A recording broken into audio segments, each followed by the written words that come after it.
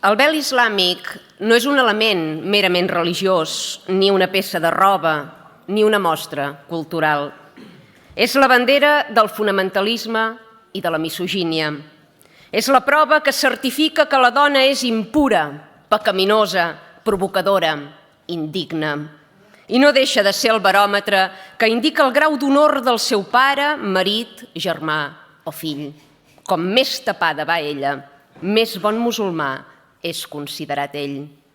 Perquè sí, aquesta ideologia política retrògrada i totalitària que s'estén perillosament per Europa a recer del dret religiós i amb la connivència de formacions polítiques ambigües i covardes, considera la dona com a font de pecat, com un simple objecte sexual que cal tapar i preservar de la mirada dels homes per evitar que aquests se sentin temptats o seduïts. A través del cercle familiar i de les comunitats religioses establertes i legalitzades a casa nostra, les nenes són instruïdes en una visió arcaica i masclista que les assenyala, estigmatitza i condemna. Moltes d'elles són obligades, ja des de petites, a tapar-se els cabells i a no mostrar ni els canells ni els turmells en un missatge pederàstic del tot inadmissible al nostre país i a ple segle XXI. Si Occident vol preservar el grau de civilització assolit, si vol blindar els drets i llibertats dels que gaudim i fer prevaldre les lleis civils i la democràcia, ha de posar fre a l'expansió d'una ideologia que predica, defensa i vol imposar lleis religioses de fa 1.400 anys.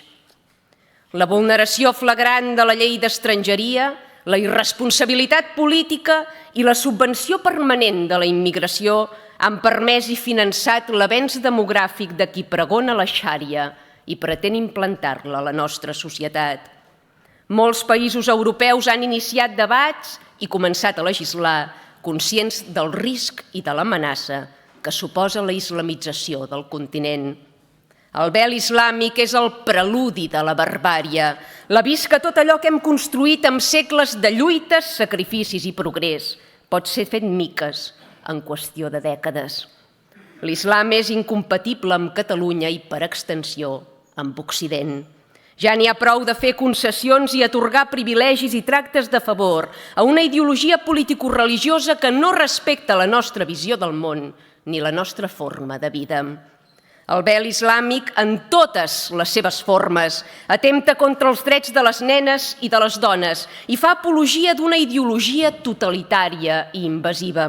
De la mateixa manera que Alemanya ha prohibit i penalitzat l'exhibició de simbologia nazi, a Catalunya no s'haurien de poder lluir amb impunitat símbols de qui arreu del món assassina per inferiors i blasfems a jueus, cristians, dones, homosexuals, dissidents i humoristes. És necessari que prenguem mesures i ens dotem d'eines i recursos per blindar Catalunya i Europa d'això que ve i que amenaça de destruir-la. El perill és real i latent. Cal protegir les futures generacions d'aquesta xacra. I el cinisme polític no hi ajuda.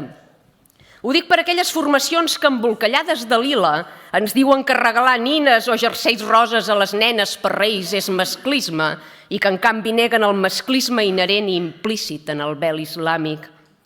Però també ho dic per aquelles formacions que fins ara acusaven de racista i d'extrema dreta a tothom que s'oposava al vel i que en un gir inesperat de guió i després d'unes quantes enquestes electorals desfavorables han decidit virar cap a les posicions d'aliança, no perquè siguin conscients del perill i vulguin combatre'l, sinó perquè són conscients que els hi va la cadira.